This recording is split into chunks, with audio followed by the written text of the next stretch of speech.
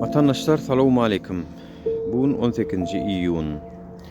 Size täze duyduruşlar berjekdigimi aýdypdym aýyň 15-ne çenli eger Türkmenistanyň hökümeti zagran pasportlar meselesi boýunça daşarurtdaky illeşlerimiziň problemalaryny çözmeseler, şol urda işler alyp barmasalar, görşüňiz ýaly hiç hili iş etmediler. Meniň garaşan netijem hem şu, bulardan hiç sada garaşanmakdagym.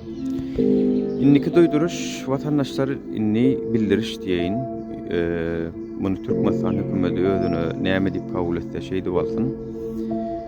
Vatandaşlar biziň janymyzyň bardygyny, biziň demalýanlygymyzy, türkmen halky diýen bir halkyň bardygyny görkezmeli wagty geldi. Çünki biz şunça wagtla efir etdik, çykyşlar aýtdyk, Türkmenistan kemçiliklerini aýtdyk. Käbirini düzeltseler, käbirlerini hiç görmediklerini geldiler. Käbirlerine olaň öz peýdasyna, bähbidine gawat gelen soň düzeltdiler, bolmasa onu etmediler. Bolmasa Süleyman Tursunbaýew ýaljak ölürlen oglunyň jenaýatkär kim heniden belli der. Açylmadyklar, açylman ýatyr. Ana Farhat Turdiýew ýaly illeşimiziň kim ölürdi ýa-da dirimi, ölümi odatlaryň edilen ok. Vatandaşlar şoň üçin täze bildirişde de aýyň 29-na, şulaýyň 29-na iýunna hazırlyk bilen Türkmenistanyň içindäki illeşlerimize, häkimliklere, vilayet häkimligi bolsun, etraf häkimligi, şäher häkimligi, tapaýdyk häkimliklere şeýlede hepden 6-njy günde gawat gelýär, arza şikaýat kabul edilýän gün soň arza şikaýat kabul edilýän ýeri kimde näme problematy bar bolsa, massawy ýagdaýda baralym vatandaşlar. Ýagny abişni problemaň bolmagyna barylýar häkimliklere. Ýöne şoň zagran pasport meseleňe bolsa baralym, çykyp bilmeýän bolsa pasportyň bar ýöne daşarudy goýuran, senem bar. Ýa-da birine dokument ol bul düzetjek diýip puluň aldyrdym, oluny gaçyp ýör, olam hökümet işgäri ýa-da arkasyny birine ýaplap, oňa da hiç çare gördürip bilmän senem bar. Dünün ol bäherden etraf meselesi boýunça bir video çekdim, ýa-da şoňa çare görüp başladyk. Ýani şular ýaly meseleler bolan başga da adamlar maňa ýutup uradylar, şular ýaly meňe meselem bar diýip, olam ýakyn wagtda ýene görkezlerim size kömek edäýin diýip. Maňa siz gradan durup köp zady bilen zokda maňa habarlaşýan we maňa ýazylýan zatdan hiç hesaby ýok vatandaşlar. Problemasy bolmadyk adam ýok Türkmenistanda.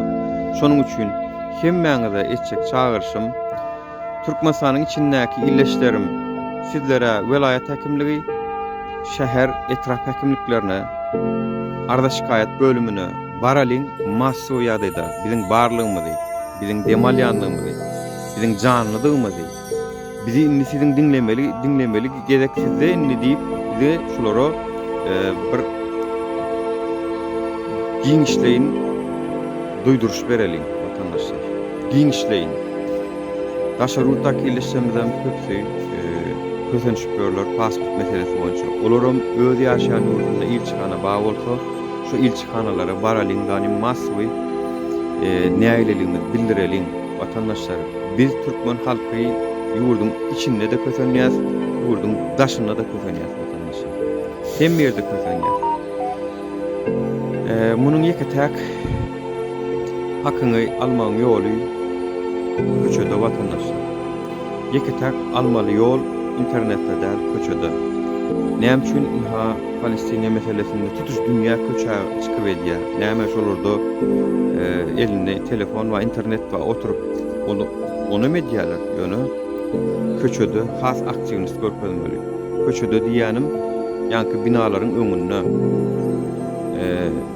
hemmeňizden etjek çağırşym bizi sylanak şu hökümet absolut nasylanak, sylasam gelenok, bize hyzmat etmek üçin gelendirne meýdanak.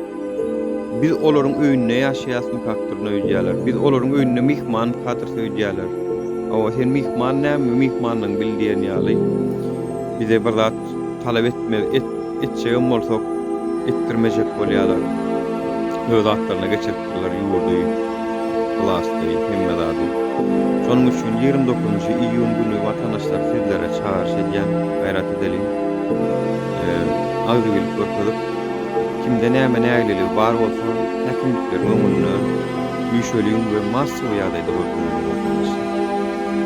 6-njy günü şeýlede arada şikaýetler kabul edilýän günü. Köp sag bolun. Dinlersiňiz, näme etmeli agam diýenler üçin ha agdybilik gerek. Birinji bilen, ikinji bilen hem näme häkimlige baryp arada şikaýetini aýtmak jenaýetmi?